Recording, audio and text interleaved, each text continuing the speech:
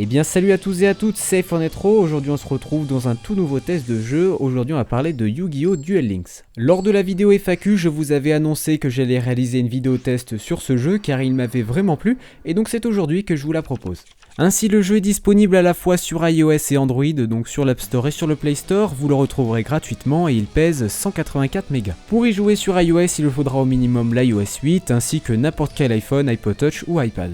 Et enfin, si vous voulez y jouer sur Android, sachez qu'il vous faudra au minimum la version 4.4. Juste avant de commencer le test en détail, si jamais vous êtes en train de quitter la vidéo parce que vous avez vu que Yu-Gi-Oh! C'était pas du tout votre univers, vous ne connaissez pas les mangas ou autres, eh bien je vous invite quand même à rester parce que le jeu peut fortement vous plaire. Ainsi, ce test sera réalisé sous mon propre point de vue, à savoir une personne qui ne connaissait strictement rien de l'univers Yu-Gi-Oh! À part son nom et vite fait le dos de carte. Eh bien c'est parti, on va commencer tout d'abord par l'introduction générale. Qu'est-ce que Yu-Gi-Oh! Yu-Gi-Oh! Est donc issu d'un manga à la même manière que Naruto, Bleach ou One Piece. Ce dernier a été décliné en plusieurs façons, en manga, livre, animé et même en jeu vidéo dont on va tester aujourd'hui. Inutile de vous dire que c'est le tout premier jeu vidéo de la série, en effet on en retrouve sur Game Boy Advance, Nintendo DS ou même encore sur PSP.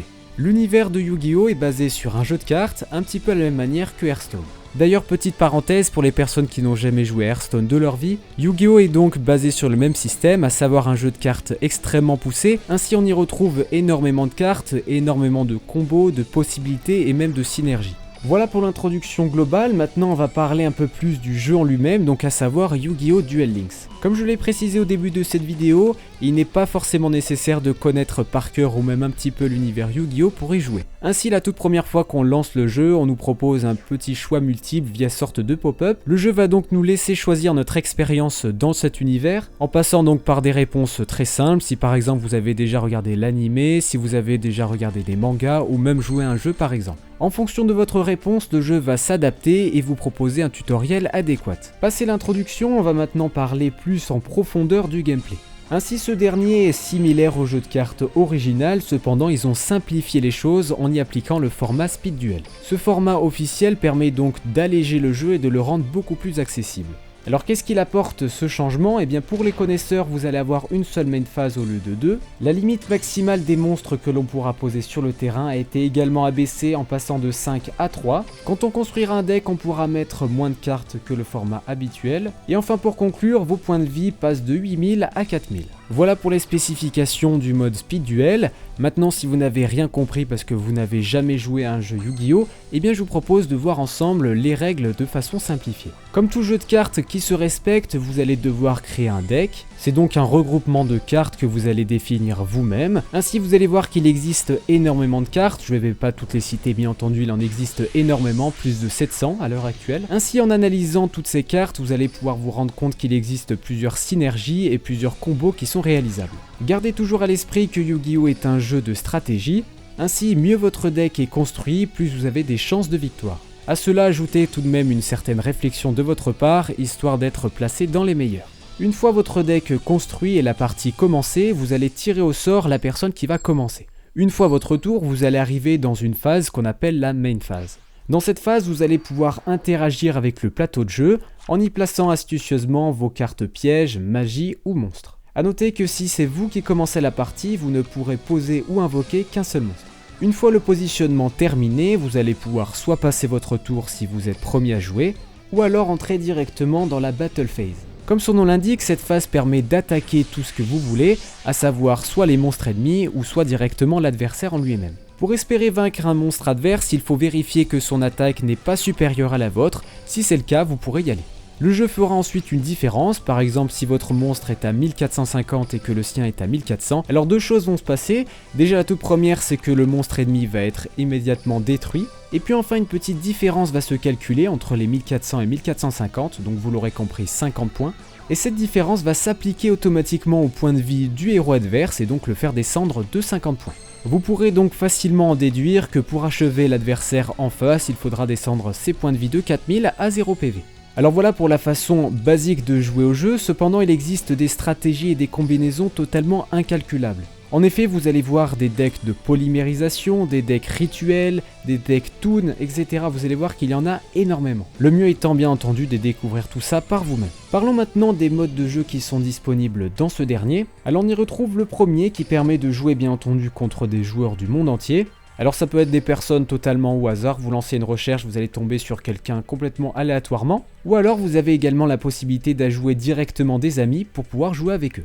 Toujours dans le mode joueur contre joueur, vous allez également avoir la possibilité de jouer dans des classements, donc vous allez monter en grade ou alors descendre si vous faites des défaites. Et enfin pour conclure dans cette fonctionnalité, il existe des replays de duels, donc si vous voulez voir des joueurs assez connus qui jouent, ou même des amis à vous qui ont déjà fait des duels assez intéressants, eh bien vous pourrez les retrouver dans cette catégorie. Malgré tout cet aspect multijoueur, le jeu propose tout de même une expérience solo plutôt honorable. En effet, le jeu propose de nombreux bots qui sont disponibles dans le jeu, vous permettant de se mesurer à eux. Ils vont prendre de l'expérience au mesure que vous aussi vous allez en prendre. On notera également la présence d'un mode tuto, entre guillemets, qui permet de tester facilement des compétences et des decks prédéfinis. Ainsi, si vous n'avez pas l'expérience ou pas les cartes nécessaires pour faire un deck polymérisation, j'ai trouvé personnellement ce mode de jeu plutôt intéressant et agit comme bac à sable. De plus, en réalisant ces petites missions, donc par exemple les decks rituels, les decks polymérisation, vous allez pouvoir tester ces cartes, et bien vous allez pouvoir également gagner des gemmes, qui est la monnaie officielle du jeu, dont on va y reparler un petit peu plus tard.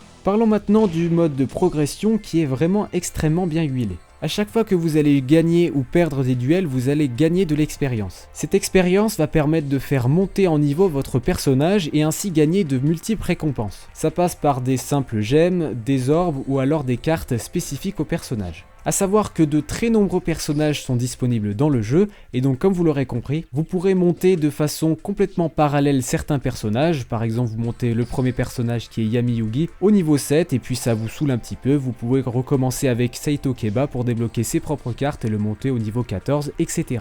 Pour emporter ces divers personnages, il faudra remplir des différentes quêtes qui seront disponibles et affichées au sein du jeu. A cela s'ajoute un autre système d'expérience appelé les phases. Tout comme la façon de débloquer de nouveaux personnages, il vous faudra accomplir des quêtes pour monter en phase. Passons maintenant au dernier point que je comptais aborder avec vous, le modèle économique. Tout comme précisé au début de cette vidéo, le jeu est disponible gratuitement, cependant il inclut des achats intégrés. Ces achats vous permettront de débloquer de nouvelles gemmes supplémentaires, qui je le rappelle est la monnaie générale du jeu. Ces gemmes pourront être échangées contre des paquets contenant chacun d'entre eux 3 cartes. Personnellement, je n'ai pas trouvé que le jeu était de type pay to win. Déjà car ce système repose sur la chance, ainsi vous avez beau payer 40 paquets, c'est vrai que vous allez avoir théoriquement plus de chances d'avoir des cartes ultra rares, cependant il est tout à fait possible d'ouvrir beaucoup d'ultra rares sans dépenser le moins de centimes. Il en est de même pour les gemmes qui je trouve sont assez facilement récupérables en faisant des quêtes, des duels ou en ayant directement des cadeaux par les administrateurs. Il existe donc comme je vous l'ai dit plus de 700 cartes au total, possédant chacune d'entre elles un niveau de rareté. Cela va de très simplement neutre, rare, super rare et ultra rare. Et bien voilà ce qu'on pouvait dire globalement sur Yu-Gi-Oh! Duel Links. Je propose de conclure cette vidéo en évoquant les points positifs et négatifs que j'ai trouvés au jeu. Commençons tout d'abord par les points positifs. Alors on commence tout d'abord avec une petite fonctionnalité qui est cependant extrêmement utile. Quand on va dans les réglages, on peut réduire les effets afin de régler les problèmes de batterie. Ainsi, si on réduit au minimum, le jeu va un peu plus se mettre à laguer. Cependant, c'est un jeu de cartes, donc ça reste totalement honorable. Et donc, on va forcément y gagner en autonomie. Et cependant, si on a envie, cette fois-ci, si on est par exemple sur chargeur, on peut mettre à fond les graphismes et la fluidité. Dans ce cas de figure, on va se retrouver avec un jeu vraiment très joli et très fluide. Cependant, la batterie va en prendre un coup. Bref, petite mention spéciale pour cette petite fonctionnalité que j'attendais depuis bien longtemps sur beaucoup de jeux que j'ai testés déjà. J'ai noté également dans les points positifs que celui-ci est très complet. En effet, il existe, comme je l'ai déjà mentionné plusieurs fois, 700 cartes dans le jeu. De très nombreuses mises à jour sont faites fréquemment, permettant d'améliorer l'expérience de jeu et surtout de rajouter de la durée de vie. C'est par exemple le cas de nouveaux événements qui vont rajouter des cartes, mais également une sorte d'aventure, mais également des paquets de cartes spécifiques vous permettant d'avoir des nouvelles cartes. Les modes de jeu sont également très diversifiés, en passant par des quêtes, du PVP, des bots, du classement, etc. Franchement, il y a de quoi faire. Et puis enfin pour terminer, j'ai trouvé également la richesse des combos. Encore une fois, il existe un nombre incalculable de façons de jouer, de façons de construire son deck, et donc c'est vraiment avec plaisir de découvrir tout ça. Voilà pour les points positifs, passons maintenant aux points négatifs. Le tout premier que j'ai noté, c'était un petit peu dommage, en fait c'est pas réellement un point négatif, c'est surtout une petite lacune qu'il y a pour le moment. En effet, il existe des animations 3D que je vous présente actuellement qui sont vraiment très bien faites et qui mettent en valeur le personnage dès qu'il rentre sur le plateau de jeu. Donc ces animations sont vraiment super jolies, cependant elles ne sont pas présentes à foison. On va les retrouver uniquement pour les personnages clés de la série, comme par exemple le magicien sombre pour citer que lui. Pour ma part, j'ai trouvé ça un petit peu dommage qu'il y ait seulement 3 ou 4 cartes qui profitent de cette animation là, à la différence de Hearthstone qui propose une animation, un texte ou même un son à chaque fois qu'une légendaire arrive sur le terrain. Autre petit problème que j'ai mentionné, c'est surtout la stabilité des duels joueur contre joueur. Alors c'est vrai que ça s'est un petit peu calmé depuis la sortie du jeu, donc c'est un petit peu normal vous me direz. Cependant ces problèmes existent toujours, on nous termine la partie alors qu'on a à peine commencé, donc c'est un petit peu dommage et je pense que de toute manière ce genre de petit problème va être réglé dans l'avenir.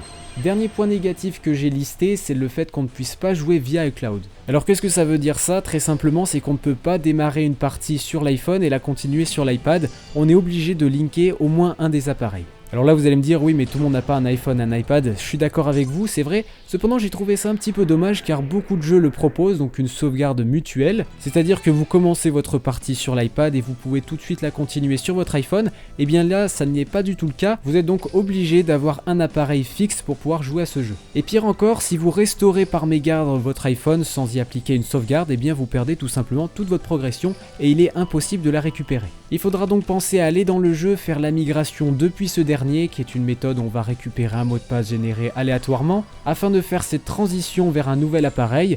Donc c'est assez fâcheux si par exemple votre appareil tombe en panne, etc. Et bien vous allez perdre toute votre progression. Et enfin en dernier, j'ai hésité vraiment à le mettre en avantage ou en désavantage, c'est vraiment à vous de voir. C'est le fait que le jeu ait simplifié les règles originales, donc en passant par ce que je vous ai dit, le speed duel. Le jeu devient donc beaucoup plus accessible, beaucoup plus rapide. Cependant je peux parfaitement comprendre pour les personnes qui sont habituées aux règles originales que cela peut être déroutant. Sur ce, c'est désormais la fin de cette vidéo, j'espère en tout cas qu'elle vous a plu. J'espère également que j'ai plutôt bien expliqué le jeu en lui-même parce que c'est vrai qu'expliquer un jeu de cartes de cette manière-là c'est un petit peu difficile. Donc n'hésitez pas à me dire dans l'espace commentaire si vous avez déjà joué au jeu, si vous l'aimez ou pas, si vous l'avez toujours. Donc c'était iPhone Intro, on se retrouve en tout cas pour une très prochaine vidéo. C'était iPhone Intro, allez ciao tout le monde.